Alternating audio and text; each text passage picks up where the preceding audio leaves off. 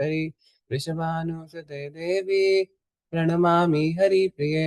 हे कृष्णा करुणा सिन्धो दीनबन्धो जगत्पते गोपेश गोपिका कान्ता राधाकान्ता नमोऽस्तुते। वंशकल्पतरुभ्यश्च कृपा सिन्धुभयेव च पतितानां पावनेभ्यो वैष्णवेभ्यो नमो नमः। जय श्री कृष्ण चैतन्य प्रभु नित्यानंद श्री अद्वैत गदाधर श्रीवासादि गौर भक्तवृंदा। हरे Krishna Krishna Krishna Hare Hare Hare Ram Ram Ram Hare Hare. Yes, Hare Krishna. So who can tell what we did up till now? So we are in the beginning of second chapter. So what we did in the first chapter, can anyone recall? I think everyone should know. Yes, Prabhu, can I? Yes, Prabhuji, go ahead. So, Prabhu, in the last few classes, Arjun was giving reasons why he doesn't want to fight. Mhm. First reason was compassion. Yes. Then, second was that if the men of the family pass away, then the tradition won't hold and women will be exploited and lead to unwanted progeny. And Mm-hmm. also, the offerings to the demigods and ancestors won't happen. Then he was worried about sins. Mm-hmm. And other two reasons are that it was indecision on his part. Mm-hmm. Yeah, five reasons. One more reason, Prabhuji. Yes, Prabhu, without his elders and family members, he cannot enjoy. Yes, enjoyment. Thank you. So there are five reasons that. So four reasons up till now we have discussed. That first is that compassion. That so many innocent soldiers in the war will die. And then the second reason is that if everybody dies, then alone how can he enjoy? He won't be able to enjoy anymore. And then third reason was that society will go into chaos. Women will be unprotected. The kings we are talking about, kings will die, and so who will take care of everybody? So, and the fourth reason was that sinful activities. Killing is sinful. If we are following dharma, then any kind of killing is sinful. So, in this chapter, we will understand that everything, all the reasons will be solved by Krishna. And first, in the beginning of this chapter, I will give a brief summary so that we know what's coming and we will be able to relish this chapter more. So, in the beginning of the chapter, what happens is there is up till now Krishna has not spoken. Krishna has spoken only once in 1.27, and Krishna has said that to Arjun that see, we are here. These are your enemies. These are your friends. So he's only said the word Pashyatam up till now. Pashyatam means see. So Krishna has spoken only that much, and Krishna is just listening patiently. That oh Arjun, you are doing this, and what is Arjun saying? And Arjun is saying all the stupid things, but Krishna is still listening. Krishna has not spoken anything. And the first time Krishna will speak, it will be to say that Arjun, what has happened to you? So, for example, if does anybody play any sports or has participated in any competitions when they were in school? Yes, Prabhuji. Is what kind of competitions? Yes, Is Suman Mataji you were saying? basketball. Uh, Maybe Suman Mataji go first. Yes, Prabhuji. It was the general knowledge competitions, then the math state level exam competition, Wow. then the bhajan Mhm. competition, which we were not good at, but yes, one of the teacher tried teaching us. Nice, nice. And Gitansi Prabhu, you are saying something.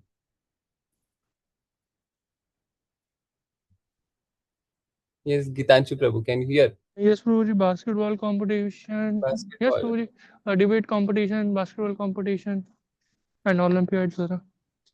Wow. And Krishni Mataji is typing, dancing, drawing, sports, and Olympiad. Anybody else did take part in any kind of competitions? Okay, no problem. So what happens is, let's say you have a friend, and that friend is the perfect person to take part in this competition, let's say singing competition or piano competition. Your friend is excellent, like superb, like you just think that nobody can be better than this friend. And from his childhood, he is taking part in all sorts of competitions. He's doing this, that, and he's winning everywhere. And suddenly there is a big competition, like huge, biggest competition of his life, the like Tour de France. Like Tour de France is the cycling competition, but like similar to that level. Like that is the highest peak of his life.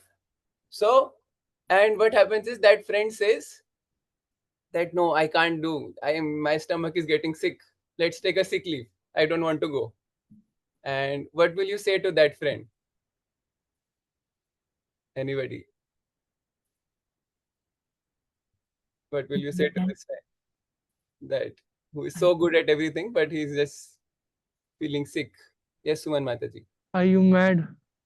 No, like take some med, but go for the competition. It could be anxiety, stomach ache Yes. during the competitions is like when you are anxious, when you don't want to do or you are feared. So just try to give couple of words of encouragement to boost the Yes. confidence so that he can go. So what Krishna will do is Krishna will actually metaphorically he'll slap Arjun. He'll say, Arjun, what are you doing? Arjun is doing the same thing. Arjun has win hundreds of battlefields. Like he's the great warrior who has win over hundreds of battlefields. And he's like, if you have seen South Indian movies, he's like the one man army kind of person. Like he's just going and alone only he's just fighting everybody and killing everybody, and then alone he's coming and getting victory. So Arjun is that kind of personality. He's like one man army. And in the biggest war of his life, the biggest war where like his own life is at stake and his reputation is at stake and everything that he has ever worked for in his whole life is at stake, and Arjun is getting anxiety. Arjun is thinking, no, I can't do this, let's go, run away, I can't do this, Krishna. And Krishna will help Arjun learn how why he is being stupid. But first of all, for Krishna to go and say anything, Arjun has to surrender. Because Arjun, so there are three kinds of people in life. So one is indecisive people who never make a decision.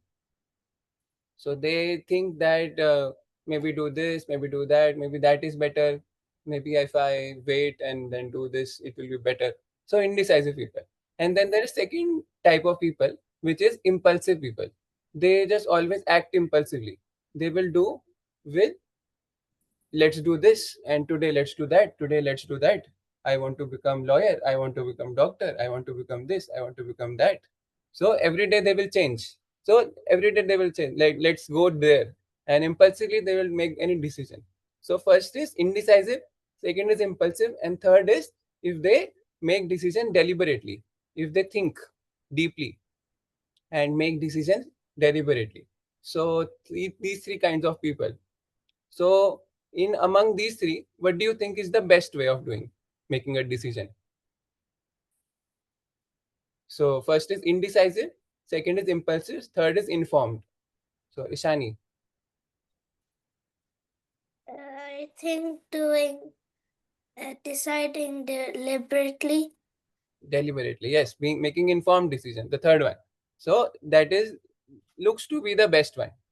And Arjun was thinking the same thing, that I am making informed decision. I will give lot of reasons that this is the best way of making decision. I'm not running away impulsively, and I'm not being able to make a decision. I will make informed decision. So he is going to do that. But actually, what he realizes is there is another way of making decisions, and which is being inspired. So anybody knows what inspired means? Anybody has heard what the word inspired? Yes, Roji, if someone is inspiring me Getting motivated. uh, or motivating me, Getting motivated. Ishani, you were saying? It means that you see someone and you want to learn from them. Learning from others, being motivated. Yes. Giridhar Prabhu, you are saying something. Giridhar. Yeah, Hare Krishna, Children's Guru. So yes, so inspired in the sense, from the instructions and actions, it makes us, feel to follow it from within. So that kind of thing. Yes. So that's a good definition. So according to the etymological meaning of inspired, so the way the word comes, inspired means infused with spirit. So inspired, infused with spirit. So inspired, from the meaning of that word, it means that either some way of divine guidance is coming. So that's the correct meaning of inspired. So Arjun, first of all, he realized that I need to become inspired. I need divine guidance now. And for becoming inspired, he went to Krishna, because Krishna was the highest form of divinity in front of him. So who will he go apart from Krishna? So Arjun went to Krishna to, first of all, he had to surrender. That I have said my things, what I wanted to say, but I am still not satisfied. So you please tell me. So first of all, what Arjun did, he was surrendered. Then, I'm not here. Hare Krishna, Hare Krishna, Krishna Krishna, Hare Ram, Hare Ram. would you please mute? I will mute you. Sorry. Yes. So what happened is that first of all, Arjun surrendered. That is the beginning of the chapter. So only true Bhagavad-gītā begins when Arjun surrenders. And then what happens? Then something very interesting happens. Krishna shatters Arjun's worldview. So imagine, everybody knows about Spider-Man. Has everybody seen the Spider-Man movies? Or one of them? Or knows about Spider-Man? Yes, Prabhuji. Yes. So some of you know, others don't know about Spider-Man. Yes. Okay. Some of you are saying you know. Okay. More people are saying that they know. Okay. I don't know who is iPhone, but iPhone is also saying that they know about Spider-Man. Okay. So many of you know about Spider-Man. So who is your favorite villain from Spider-Man? Any answers? There is Dr. Octopus, and then there is the Green Goblin and the Lightning Demon. Anybody knows their favorite demon from Spider-Man? Their villain? Or just don't know? Don't recall Prabhuji now. It's been a long time. Yes. So anybody want to say anything? Okay, I will say. I will say mine. So, okay, Krishna Mehta is saying the electricity guy. Okay, I'll say mine. So mine is Venom. So actually, tell you one story. So one day there was Venom, and Venom had a child with a human, and that child was also Venom, but that child didn't know that they were Venom. So that child met with a road accident one day. So that child grew up and became an adult and had a road accident. And that child was dying now. He was in the hospital. He said, "I've lost too much blood. Doctors are saying I won't survive." And then the father of that child, he goes to that child and says, "Child, I am going to tell you something today. Child, you are Venom and we are Venom, and we don't die. We just go from one body to another. And we are actually unborn, undying, indestructible, and everlasting." And like that. And child is like, "Whoa, what did you say?" And then child realizes that he is Venom. So similarly, Krishna shatters Arjun's worldview. Krishna says, "Arjun, we are undying, unborn, and everlasting and eternal and indestructible." So like that. So Krishna shatters Arjun's worldview. That no, you are not going to die. None of these people are going to die. We are all Venom. So that is why it's very important. So first of all, to listen to Krishna. So Krishna is going to say something very incredible today. So first of all, he says that nobody is going to die. So the reason that we were saying that compassion, that everybody is going to die, that Krishna says nobody is going to die. What are you thinking? And then Krishna explains to Arjun the theory of karma, that because we are the soul, so how we get everything in this life is according to karma. So Krishna starts explaining little bit about the theory of karma. And then by understanding this, Krishna breaks the second reason. Second reason was that I will not enjoy. Krishna explains that because everybody is enjoying according to their karma. So if you are not going to do your karma and you are not going to do your occupational duty, then anyways you can't enjoy. Neither in this world nor in heaven, and you will also not get any fame. So second reason also broken. That enjoyment. Krishna is saying that Arjun, if you don't do anything, you don't be able to enjoy. Then the third reason was that women will be unprotected. And Krishna says that anyways, if you don't do anything, then what will happen is that Duryodhana and Dhritarashtra, they will become the king. And if Duryodhana and Dhritarashtra are the king, then you see how what kind of kings they are. In their society, in palace, in front of everybody, in front of the whole assembly, a woman was so much happened, but so much things happened to a woman in their assembly that she was insulted so much. Draupadi, your own wife. So Krishna is saying to Arjun that if a woman can be insulted in amidst the whole assembly, then imagine what will happen to the position of women when there is no, when they become the king and when you are not there to save. Nobody is there. No dharmic person is there to save. So Krishna just dismisses the third reason as well. Then again, going on, what happens is Krishna continues that the fourth reason was that sinful activities. So Krishna continues explaining the theory of karma. And originally, what we know about karma, that there are two kinds of karma. So originally, that is our idea, that if you do good things, then good things will happen, and if you do bad things, then bad things will happen. So karma is like credit card or debit card.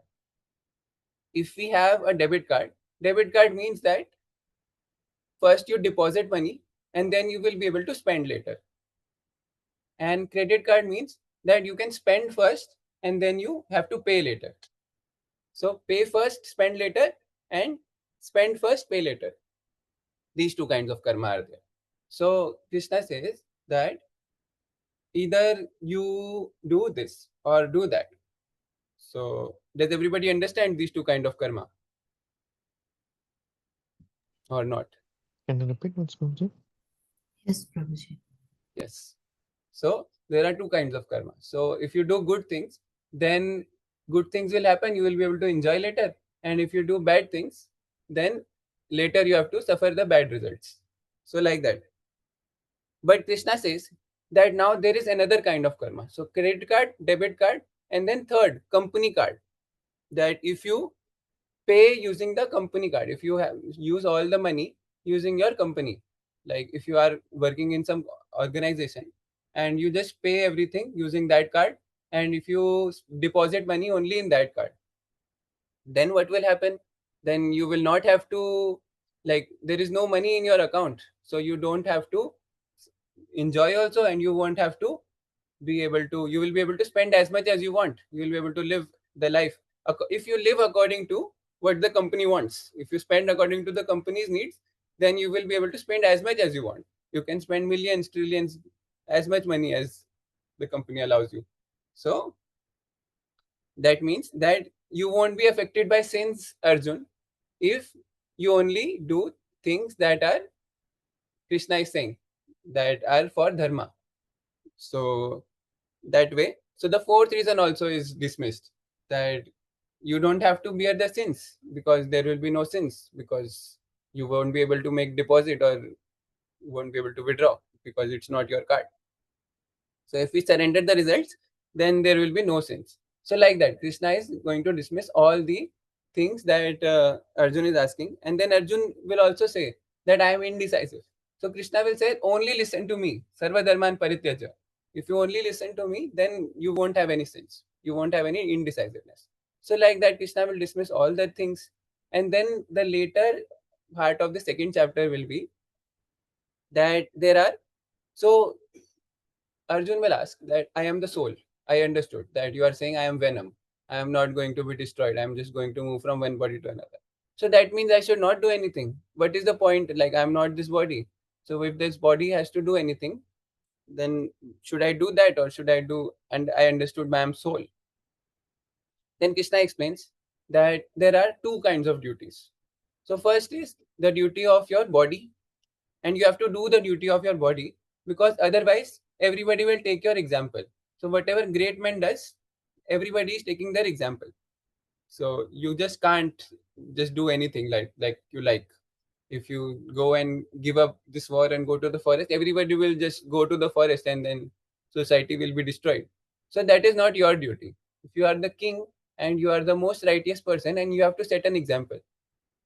So first of all, you have to live like that, and like you have to live in this way. And but eternally from inside, you have to know that you are soul, and you have to also live in according to your identity as a soul. So that is the two kinds of duty. First duty is towards your body. If you are body in the body of a male, so you have to act according to a male. If you are in the body of a king, you have to act according to a king. So, but you have to know your real identity. Actually, knowing our real identity, it allows us to become happy. I will give you an example. For example, if somebody asks me in an interview that who are you, I will say my name is this, and I am a software developer in this company. So, and if somebody, let's say, ask you, so if somebody is a student, they will say I am a student, and I'm in this school, and I'm studying in this class grades. So like that, everybody has some identity that they conform to, and we think our happiness and distress is according to that identity. For example, if I am a software developer and something in the project goes wrong, then I will cry that, oh, I am this and the project is not going right, and I'm crying. I will cry until the point somebody reminds me that actually I am not just software developer. I am something much bigger than that. For example, if I am in school and I am not getting good grades, so my identification is with a school child, and my happiness is if I get good grades. If I am a school child, and my happiness will be if I get good grades, and my sadness will be if I get bad grades. So that is, if my identity is school child, my happiness and distress are belonging to that identity. So after I get out of school, I don't care if I got good grades or not. That was just a temporary identity. So Krishna is saying that Arjun, you have this temporary identity of this body, and your happiness and distress are tied to this temporary identity. But eternally, you are eternally soul.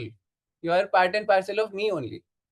So your happiness and distress are not tied to your temporary identity. If you realize your true identity, then your happiness and distress will not be determined by your temporary identity.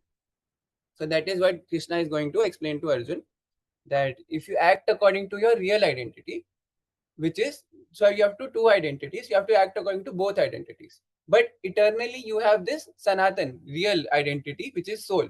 So you have to always act according to real identity. So we are always feeding our body by eating food and delicious foodstuffs, or we are eating protein and other stuff to build our body.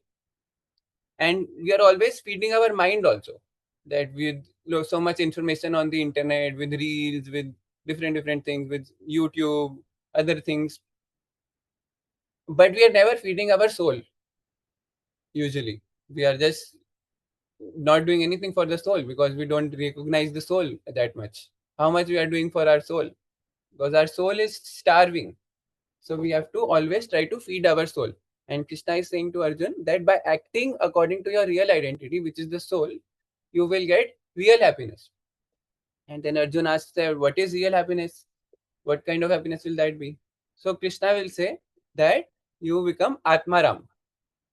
If you act according to your real identity, you become Atmaram. You become self-satisfied. And by acting according to your real identity, what kind of satisfaction you will get? So there are three kinds of miseries. So anybody knows what these three kind of miseries are? We have done this many times. Yes. Anybody else? Nobody else knows. Okay, Gitanshu knows probably. Okay, maybe Giridhari Prabhu, you go. Yes, Prabhu. So first of kind of misery is from the body and the mind, which you call it Hmm. as adhyatmic klesh. Then the Yeah. second kind of misery is from other living entities, which is Yes. called as Arte Bhautik Klesh, and last is the misery from natural calamities and all those kind of things, Vadi Devi Klesh. Yes. So Gitanshu Prabhu, you want to give some example of each type of misery? Yes, Prabhuji, for Hare Krishna Prabhuji, for Adi Devik means whatever nature gives us. For example, there are floods. So this kind of misery we got from deity of river or Indradev. And Adi Bhautik means whatever we are getting from our surrounding. For example, I got someone like someone hurt me. I got some kind of this someone hurt me by a physical or some mental force, or like some kind of psychologically someone hurt me. And Yes. adhyatmic means something is coming from inside, like I'm feeling Okay. what is the purpose of my life, and why like, or some kind of misery. I think I'm getting confused in this thing. So I will explain. uh Okay. yes, No sir, problem, Prabhu. Yes. So first is Adhyatmic. Adhyatmic is the misery that we create from ourselves. That we become anxiety, stress, or we become sick. Like our own body is becoming sick.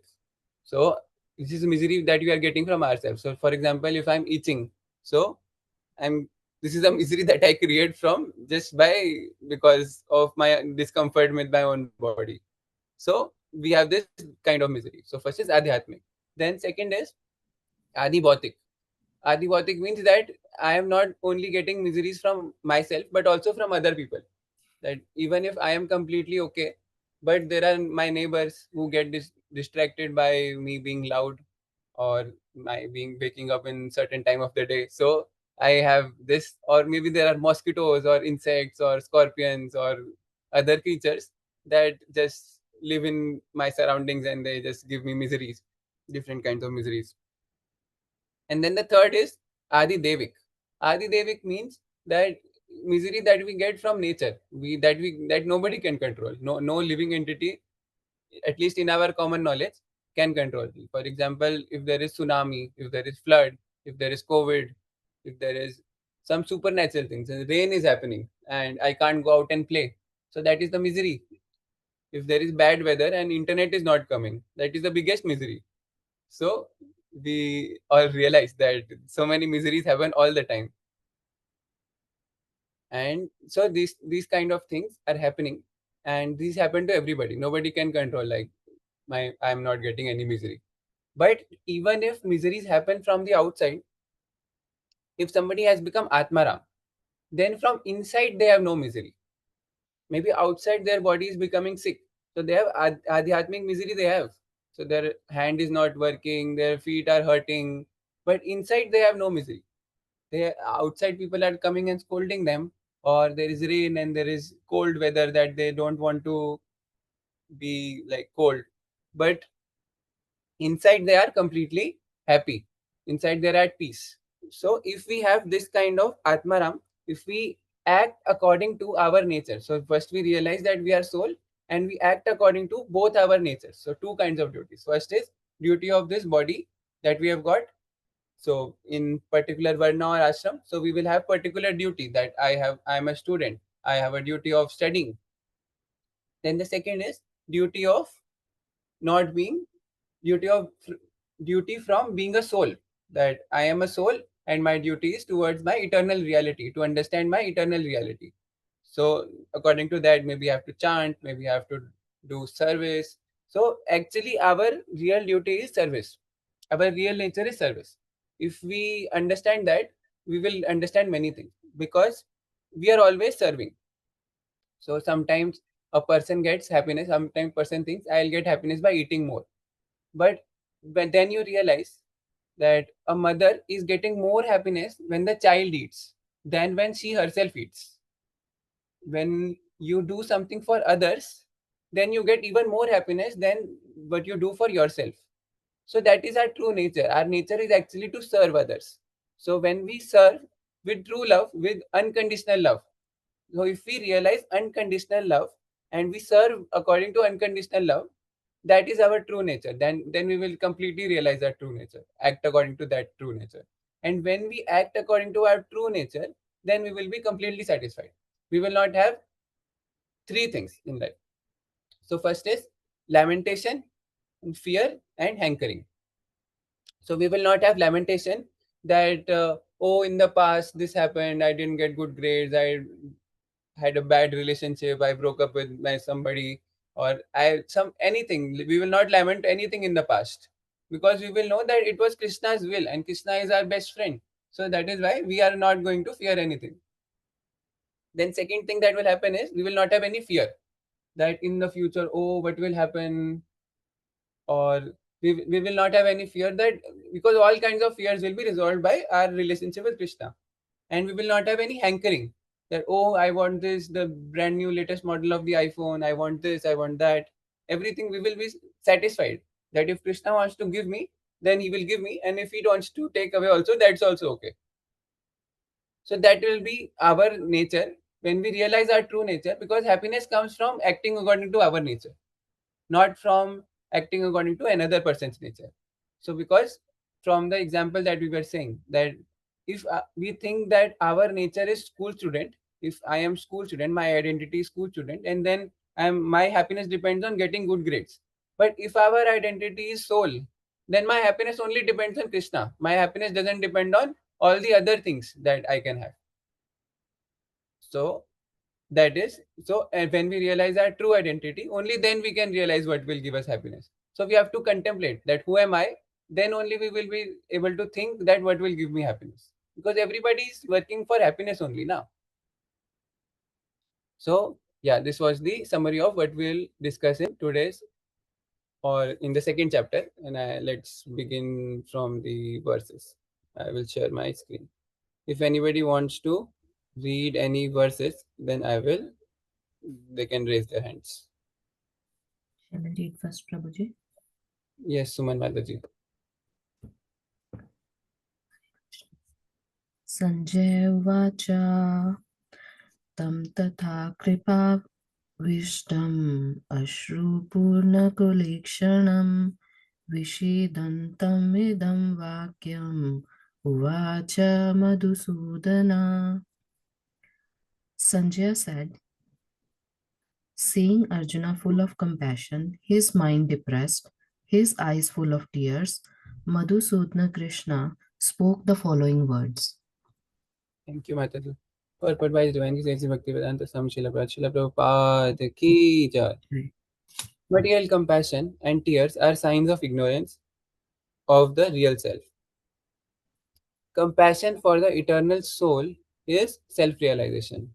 The word Madhusudan is significant in this verse. Lord Krishna killed the demon Madhu, and now Arjun wanted Krishna to kill the demon of misunderstanding that had overtaken him in discharge of his duty. No one knows where compassion should be applied. Compassion for the dress of a drowning man is senseless.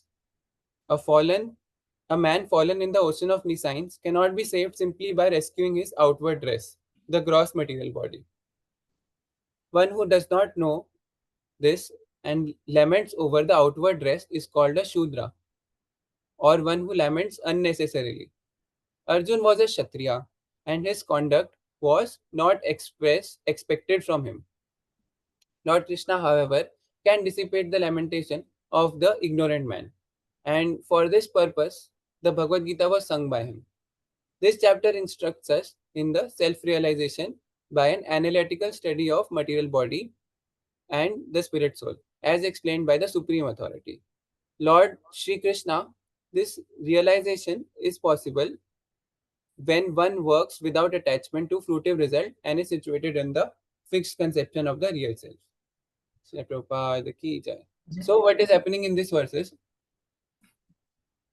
So second chapter title is, according to the Sanskrit, many commentators name second chapter as Sankhya Yoga. Sankhya Yoga means the knowledge of the soul and knowledge of the elements in this universe. But Bhaktivinoda Thakur, he gives a title which is Contents of Gita Summarized, which Srila Prabhupada uses for our Bhagavad-gītā as it is.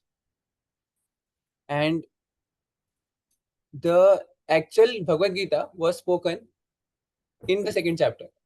When in the future chapters, actually it's only question answers. So Arjun has some few questions that if I am the soul, then what is the point of doing anything? And Krishna explains in the third chapter. And then like that, Arjun has many questions and Krishna is answering. So from third chapter to 17th chapter, the Bhagavad-gītā is just question answers. And 18th chapter is again a summary of everything that we have discussed up till now. So that is actually the title, how research papers are made and how everything is done. So there is an introduction. So that was the first chapter. And then there is a summary. There is a abstract or a brief that this is going to be discussed. There is a summary. And then there is question answer. There is main content of the thing. And then there is summary again. So this is the how Bhagavad-gītā is organized. And we know that there are different names of Krishna. And one the name that we are seeing in this chapter is, in this verse, is Madhusudan. Madhusudan means one who slayed the demon Madhu. And that is why Arjun is. So what happens is, up till now, Dhritarashtra is thinking, wow, Arjun has given up. He's given up his bow and he's just going to die. And he's going to leave the battlefield and we are going to win. So now he's happy. Dhritarashtra, who is asking Sanjay. But now Sanjay is giving some hint that no, you don't know. There is Madhusudan present on the war, the charioteer of Arjun, and he will destroy his doubts. So don't be happy too soon. So this was the first verse. We'll take the second verse. Anybody wants to read? Yes, Ishani. Shri Bhagavan Kutastva Visame Samupastitam Anaryajustam Akirtikaram Arjuna. Translation. The Supreme Personality of Godhead said, My dear Arjun, how have these impurities come upon you? They are not at all befitting a man who knows the value of life.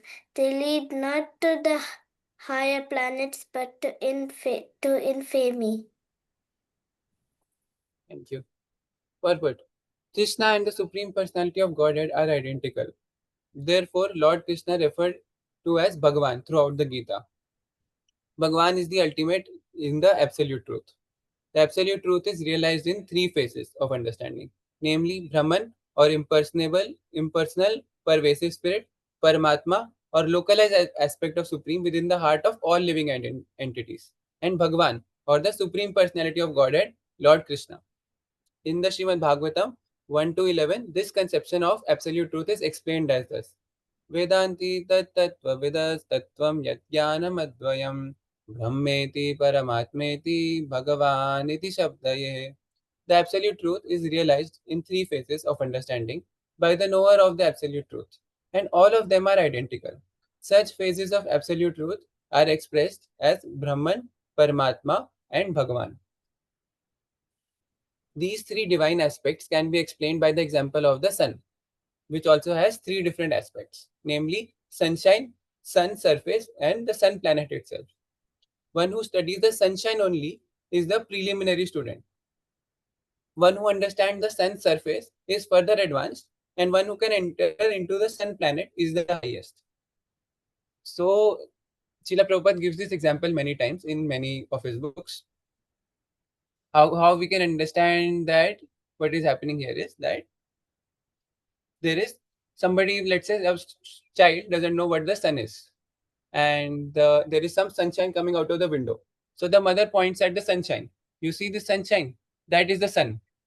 So the first understanding that a child can get is this sunshine, this heat and light is the sun, which is a correct understanding. This heat and light is the sun. But then the child goes out. Then he sees that there is a source of that. First, he doesn't go out. Then first the child sees opposite there is a building. And in that building, there are many glasses, windows. and he sees that on those windows there are many suns reflected. That each of the window has one sun, and from where sunlight is coming. So the child points to the mother and he says, "Oh, is that also sun?" And the mother says, "Yes, that is sun." So that how we can understand that that is the second understanding, that the child can see many reflections of the sun on different windows of that building, and they will realize that this is the sun. Then the child will go out and he will see that all the reflections are also coming from that sun, and all the heat and light is also coming from that sun. So that sun, which is the sun globe, the sun planet, that outside the earth, that is the real sun. So that is the ultimate understanding of the sun.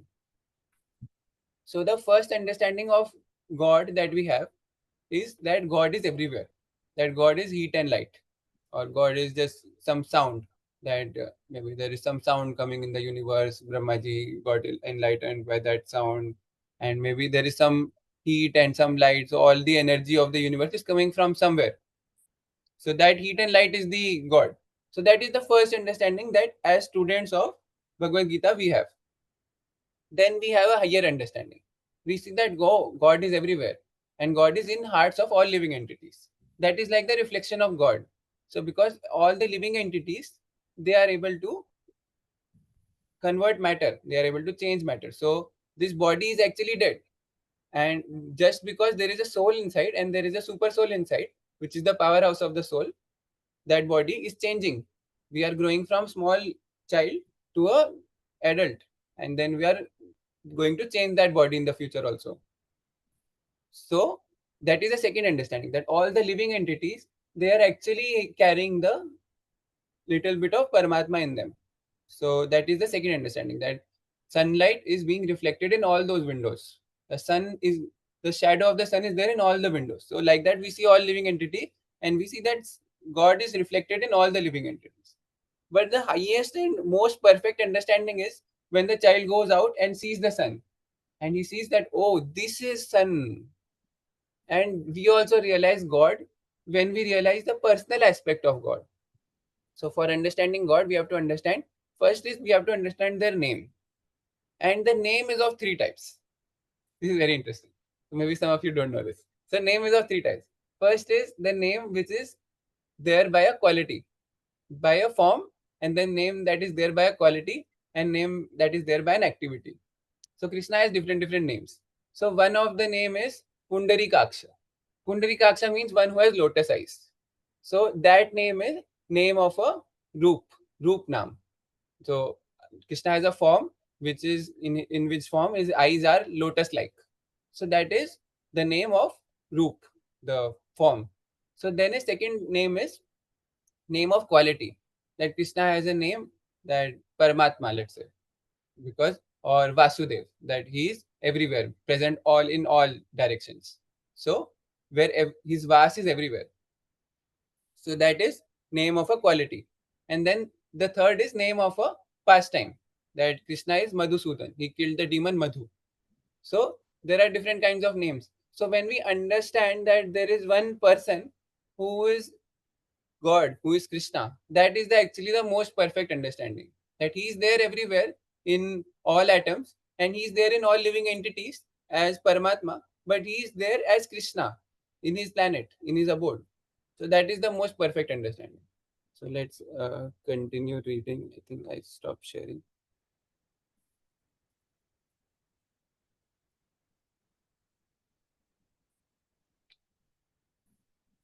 Okay.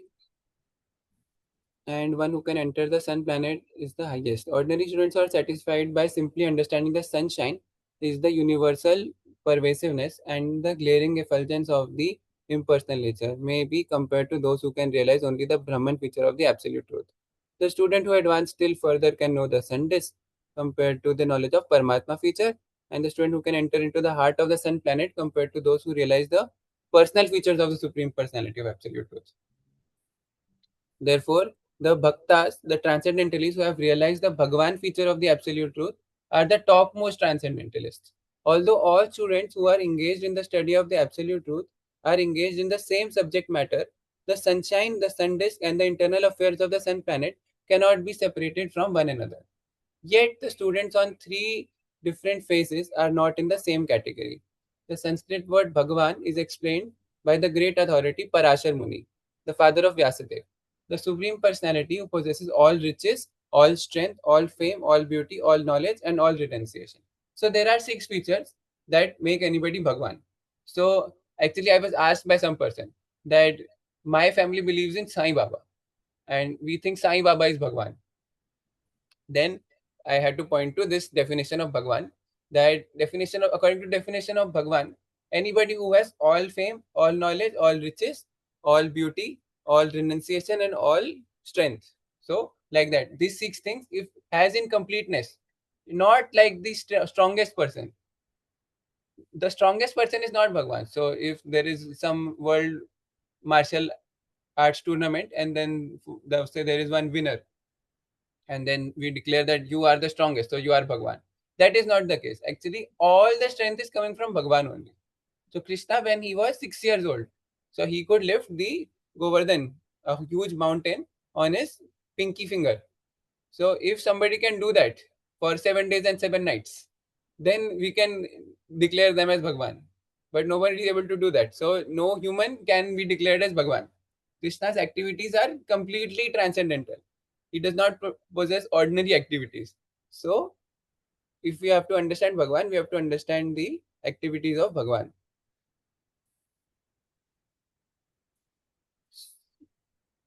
Yes. There are many persons who are very rich, very powerful, very beautiful, very famous, very learned, and very much detached. But no one can claim that he possesses all riches, all strength, etc. entirely.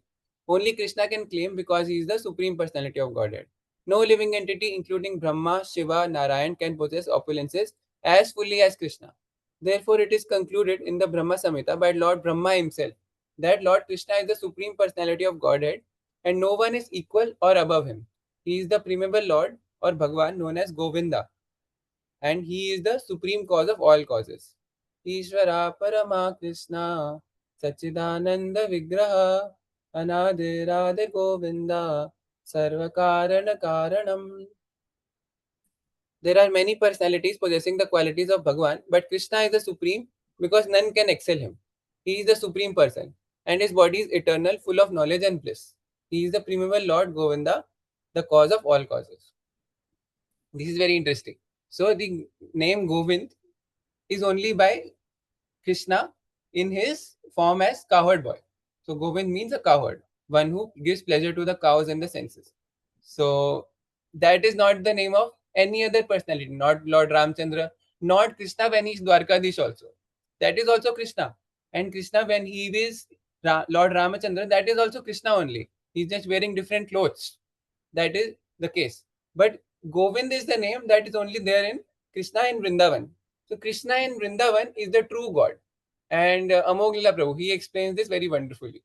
That there are, so somebody might say that, so some child, they will get convinced very easily that Krishna is God.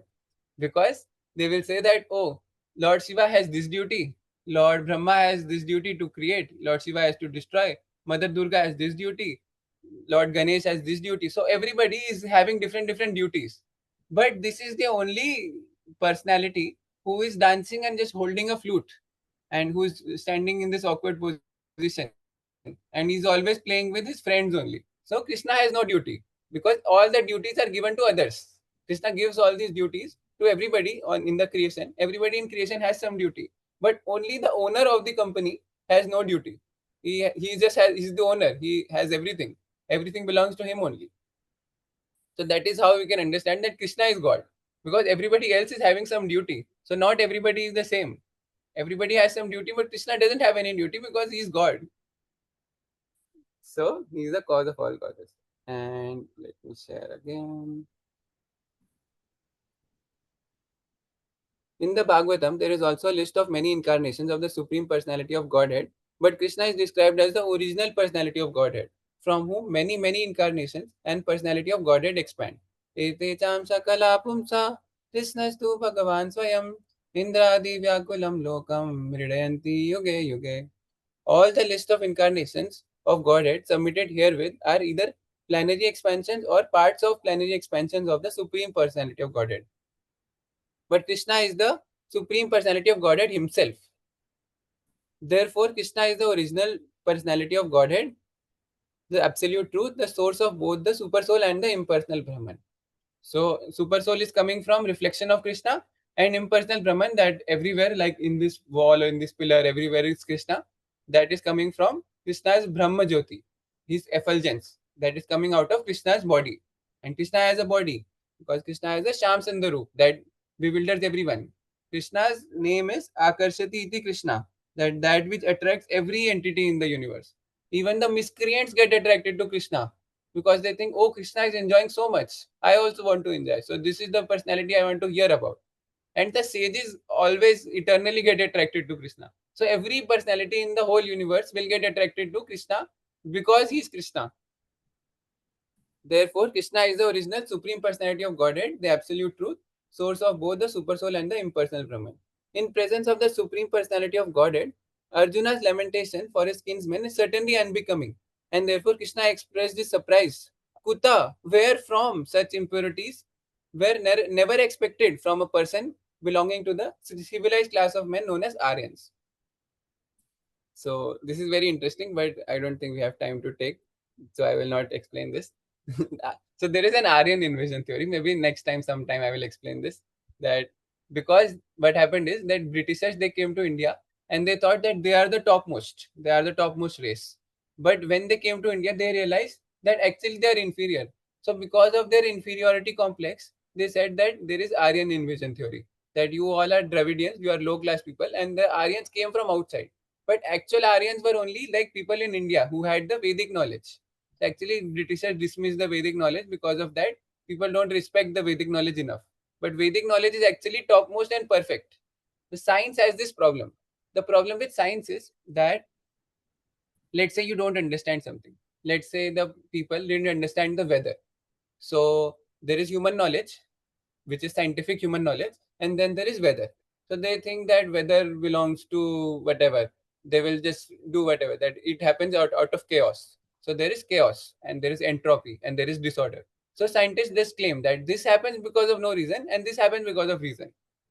So then what happens? They do more scientific research, and then they claim, oh, weather happens because of evaporation and water cycle and everything. So weather and friction, so lightning happens. So weather happens because of all these reasons that they come up. Maybe they're correct, maybe they're not correct. And maybe other things, they happen because of entropy, chaos, and disorder. Maybe why I'm born to my parents is happening because of entropy, chaos, and disorder. So as and when they understand something, they say that this is science and rest of it is just disorder. And it's just voodoo. Everything is, they are claiming it's religion, but it's voodoo. Like there is no reason for this. So for example, meditation. 50 years ago, if you ask somebody that I am going to do meditation, they will say that it is not scientific. Meditation, you're just sitting, that nothing is happening. You should go to hospital and then they will give you medicine. They will do operation. They will fix you. But now today, it's meditation is clinically psychological treatment. Meditation is actually, if you have some problem, they will go and tell you to do meditation. So 50 years ago, that was not the case. So we have to understand that there is a source of knowledge which is so imperfect that every few years they are changing that knowledge. That now this is the case and now this is not the case. So they are not completely not convinced with themselves also. Every few years they're changing. And there is a source of knowledge that is completely perfect, that is not changing. From 5,000 years ago, it has not changed. From eternity, it has not changed. So we have to take the perfect source of knowledge. So we should always try to take the perfect source of knowledge. The word Aryan is applicable to the persons who know the value of life and have a civilization based on the spiritual realization. People who are led by the material conception of life do not know the aim of life is spiritual realization or absolute truth, Vishnu or Bhagavan, and they are captivated by the external features of the material world, and therefore they do not know what is liberation. What liberation is. Persons who have no knowledge of liberation from material bondage are called non-Aryans. Although Arjun was Kshatriya, he was deviating from his prescribed duties by declining to fight. This act of cowardice is described as befitting the non-Aryans. Such deviation from the duty does not help one in the progress of spiritual life. nor does it give one the opportunity to become famous in this world. The Lord Krishna did not approve the so-called compassion of Arjun for his kinsmen. Srimad Bhagavad-gītā ki jai. Okay, I will stop here. If anybody has any questions, they can ask. Prabhu, can I ask a question? Yes, Prabhuji, go ahead. Prabhu, thanks for the class. Prabhu, you said that real happiness is in serving our true nature, like serving Krishna, because that is our true nature. But like externally, we see that there are so many groups who claim that they are happy, and if you follow them, you will be happy. Like there's a group called Manifestation and Law of Attraction, or all those people. So Mhm.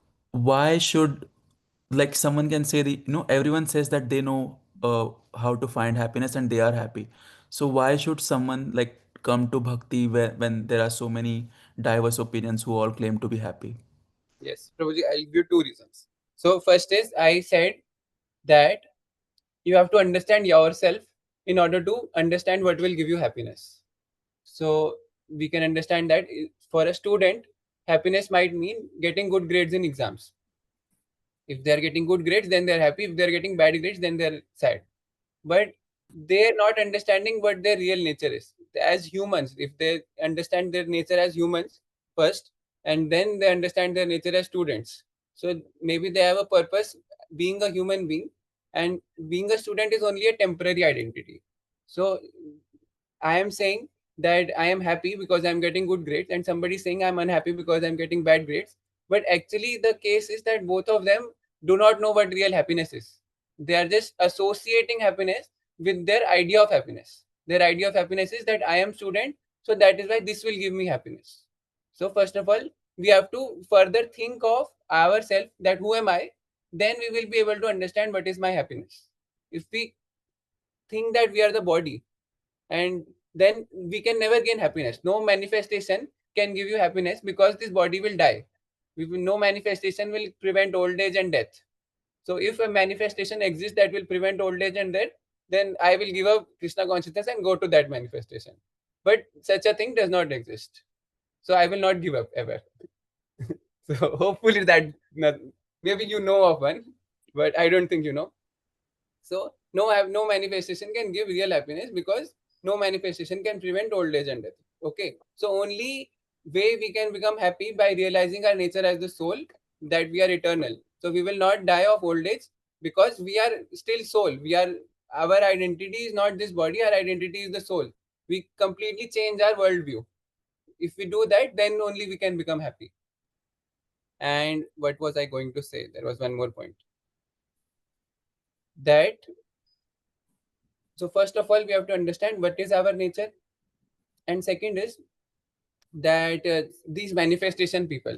So I have a special problem against these manifestation people, because so my friend, I personally talked to my friend. So she said that I follow this kind of manifestation, and what her idea was that by going into deep meditation, I will understand that I am God. So they have this idea that everybody is God, and then going into meditation, they will become God, and by doing that they will become free of karma. So they by in that state of meditation, they will karma will not act, and by that they will be able to manifest anything without the paying the price of karma, because anything we need today, we have to pay some karma. So we have done something in the past, that is why we are getting something today. But if they just by doing meditation and not paying the results of karma, they're just getting the things for free.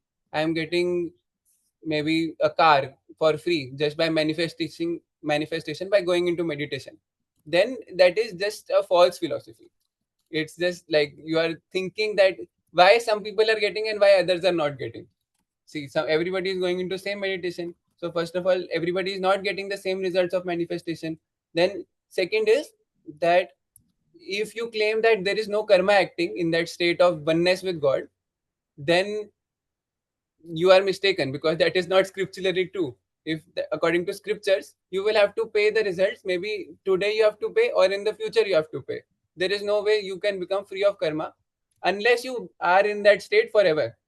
So if you are in that state, you should not act according to your own nature. So there is God, and God's nature is to be friend of all living entities and to not think of himself. Krishna's nature is to become servant of Arjun. But we want to get the power of God, but we don't want to get the nature of God. We don't want the compassionate nature of God. We don't want the serving nature of God, that he is giving, sharing everything that he has with the whole creation. So these people want manifestation, the power of Krishna, but they don't want the nature of Krishna. And Krishna's nature is to share with the whole world. So they are not going to share. They only are interested in one aspect of God. So that is why all this philosophy, please don't get into that, because it is wrong philosophy. You will have to pay karma, and actually if you try to cheat karma, then there is no way you can cheat Krishna. So don't try with all these things. Yes, Prabhu. Prabhu, and I like regarding this topic, like I was thinking that if it's true or not from our scriptures, Hiranyakashipu, when he wanted something, he asked for a boon from Brahmaji. So Yes. if like manifestation was true, he can manifest better than the average person today.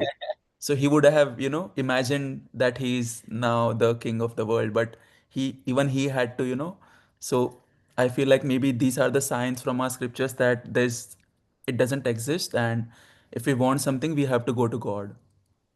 Like there is like little bit science behind it, but actually if you go into manifestation, you have to pay the karma. There is no free lunch. Like you have to understand that like even if something happens, and if you want something and that thing happens, but that is just by some demigods that are offering and fulfilling your wishes. And when demigods fulfill your wishes, actually what happens is you can't learn the results of your karma. So I will explain little bit further. So if somebody wants to leave, they can leave. So it's taking longer than we thought. But yes, so I will explain. Everybody has karma. Everybody has some karma that they are going to learn some lessons. So karma, you can understand, is karma has many meanings. So one is karma is divine justice. That something bad happened to me, I will feel terrible if something bad doesn't happen to the person who is inflicting bad on me. So it is like justice. But also then we realize that I am doing bad things to others, and Krishna is our eternal friend. So Krishna doesn't want us to forget our nature. When we do bad karma, let's say we start lying today, we start lying to our parents or anybody, and when we haven't lied up till now in the history of our life, but we start lying, and then we will first time we will lie, we will be very scared that, oh, I'm doing this bad thing, maybe something bad will happen. But it doesn't happen, because we wish that bad things shouldn't happen after I do this bad thing.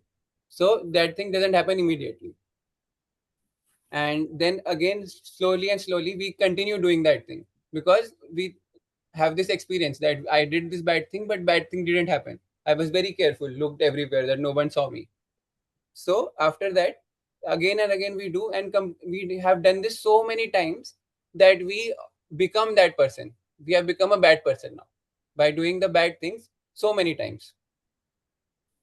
And by doing that, krishna knows that we are actually a good person. We don't want to do bad things, because bad things doesn't make us happy. We think that it is making us happy, but it is not making us happy. So Krishna, as a reminder, the more we forget Krishna, the more we do bad karma, the more burden we carry on our soul. So we cannot be happy, because we carry so much burden on our soul by doing all these bad things. So Krishna helps you to get relieved of that burden, and second of all, to teach you the lesson that you are actually and try to understand your true reality that will make you happy. So to teach you, there is karma. And if we try to get rid of karma, then we will just not be able to. So in the next life again we have to pay karma. Maybe maximum we can extend karma is this life. We will be able to extend karma, and by doing all that karma that we created by manifesting, we will have to pay in next life many multiple times that we got. So if we get certain property, certain wealth in this life, then we have to pay back multiple times of that property, and we will be very poor. Like, so we will be very unhappy, because that will be our conception. So if we waste our life in trying all these manifestation things, and we don't realize that we are the part and parcel of the Supreme, We don't realize that we are soul, and we don't realize that eternally the only way to be happy is being connected to Krishna, and no other way. Like other ways are only temporary of this temporary body. So that we will just waste our opportunity of human form of life. I hope that helps you. Yes, Prabhu, thank you so much. And Prabhu, even you know someone who is into this. For Mhm. example, if someone is into this for 10, 15 years, is Yes. there any way we could like give them a perspective without attacking Yes. them? I will tell you that it's better to not say anything. Yeah. This thing is very like people just don't want to understand the truth. Like Krishna only says that out of 1,000 people, only one will try to understand. So just I have tried a lot, but it's not easy, Prabhuji. Only Yeah. like if they have special mercy, maybe if some Maharaj comes, they have the purity to deliver them. But like based on my purity, I have not been successful up till now. Yes, Prabhu. Thank you so much. Hare Krishna. Shall I add in my experience as well, Prabhuji, on the same topic, Yes, Mataji. if you permit? Thank you, Prabhuji. Thank you, first of all, for the lovely class. And for this meditation groups, I would like to tell everyone I was a part of a meditation group, like I joined, but that was not a meditation group which was saying, like, after meditation, oh, I am Paramatma or I am the source of all energy or anything like that. So I would explicitly say the name, but it is not a defaming some group. That is the Sahaj Yoga group. So that group is, they put you in meditation, they help you like all together as we are doing this class. On the group we do that meditation, they give the technique like the foot soak method, etc.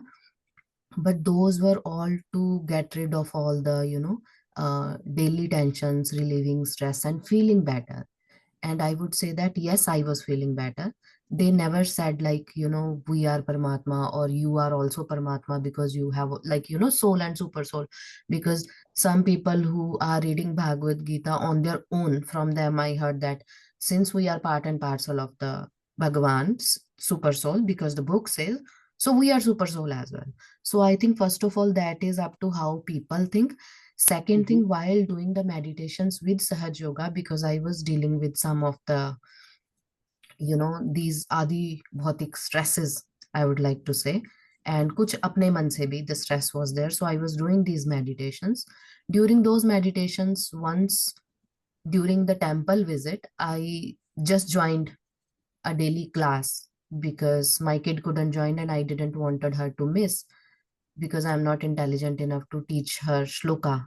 I know Hindi, but not Sanskrit or shloka, something like that. So somehow by doing that, I got joined into, many, for maybe 2 months, I did the Mangal Aarti classes. And in those, there was a month wherein we did chanting. So I was doing this meditation class and those all together. My day was fully packed, but I was happy because I was having no time to think about things here and there. Somehow doing chanting, that thing which I was doing in the yoga, in the meditation classes, those classes were replaced with my chanting. So now when I chant, it seems like I'm done with my meditation. Again, not feeling like where I am, if I'm relating to Paramatma or not, if I'm part and parcel or not, but that just soothed the mind. So Mhm. personally, I think if someone would have came and said like, this, and do this, I wouldn't have listened. I think it is the time and the mercy of the Lord.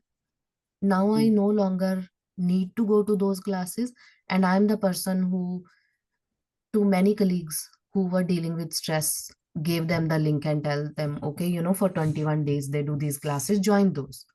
So now I speak with them and I tell them, they ask, okay, we don't see you in classes. Then I told them I found something better. I'm doing this. And they were like, are you sure? So I said, it's up to you. Like you did, gave it a try. Just give a try with the group chanting, not the chanting, because alone doing it was difficult. But once I started with group, the focus became. So it is like special mercy of the God only. When the time comes, then you automatically get into these things. trying to put someone saying that, okay, that is wrong, this is wrong, it is just like they repel you more and they say more bad words. So unnecessarily, we don't want that. So that was my experience, how from meditation, from chanting, chanting almost covered everything. And I did realize once you start chanting, earlier I did struggle, I can't attend this class, after this class I have to do the housework and this thing. But once I thought, okay, I'm not doing anything, I'm just chanting. Slowly with the chanting, I have left everything but only chanting. Then again with chanting, everything else somehow without my special effort started falling into just right place. So I think this is an experience which with mercy comes with time only. But again, it is not full on because I still struggle with some things, but not that bad. Like I was going to ask this question. So that was my experience of how from meditation to chanting and how things worked out. Maybe if the person you are dealing with, they are very close to your heart, like two kids of my home back in India, I try putting them onto these things. I know they don't listen, they are the full teenagers, they are not going to do it, but maybe because they are my nephew and nieces, maybe constantly saying them at one day they will listen and one day they will start. But if someone who is not very close to me, I don't force them or I don't repeatedly say to them. I just pray, okay, whenever Krishna wants, they'll get the mercy and they'll start somehow. But once I said, obviously, again, with the time, everything comes. Now, I do all these things, but some point I still struggle. So that was my question for today. Although Prabhuji, in this class and in all the classes we learn together, it makes me feel better. I understand. And while understanding, while reading, while sitting in the group, everything is just right. But somehow there are some situations still I struggle with those adibhautic troubles. So can you suggest me something by doing, what can I do to ignore those? Like those are not many, not a long time in the day, but once or twice I still struggle with those things. Like, What kind of trouble, Mataji? I think I can't give generic answer because maybe if you want to call personally, that's also okay. But okay, Prabhuji, I will do yeah, after the class. yeah, because it depends on like different kinds of trouble. So I will have to maybe come up with. So the best idea that I'll give you a generic answer. Best idea is that you have to reflect. So just chanting, we can't just wait for everything to become okay when we are doing chanting. We have to also reflect. We have to write down that what is not working for me and what is maybe a better way to do these things. And then we can ask our seniors. Maybe we can ask Abhay Prabhu, maybe ask Sugati Prabhu or Manu Prabhu or anybody who can guide us that. Maybe Madhi Mataji or whomever like you feel connected to. Or you can also ask me, but we always should try to ask somebody who might be able to guide us, whom we have little bit trust in and whom we can share our situation with. So that is how we will get the knowledge that we can't ourselves see. So sometimes we can't see that what will help us, but other people can see very easily. So we should try to get help. So always like if there is something that only chanting is not helping, so then we have to and try to understand our situation. Yeah. Thank you, Prabhuji. Yes. And Ishani. Hare Krishna Prabhuji. I'm just having a small question. What does infamy mean? Infamy. Infamy means, so what does fame mean? You know, somebody is famous. Famous. You know what famous means? Yeah. What does it mean? It means that when loads of people know the same person. Yes. So infamy means that lot of people know, but in the wrong way. That if lot of people know that you are a thief, how will you feel? Not good. So infamy is the opposite of fame, opposite of famous. Infamous. Make sense? Yes, Prabhuji. Thank you. Thank you. And if we nobody has anything else, we will stop here. पंचकल्पतरुभ्यश्च कृपासिन्धुभ्यैव च पतितानां पावनेभ्यो वैष्णवेभ्यो नमो नमः। Thank you Thank you so everyone. much, Prabhuji, Hare for the Krishna, wonderful. everyone. Thank you, Thank you Prabhu. so much, Prabhuji. Hare Krishna. Hare Krishna, Prabhuji. Thank you, Hare Krishna, Prabhu.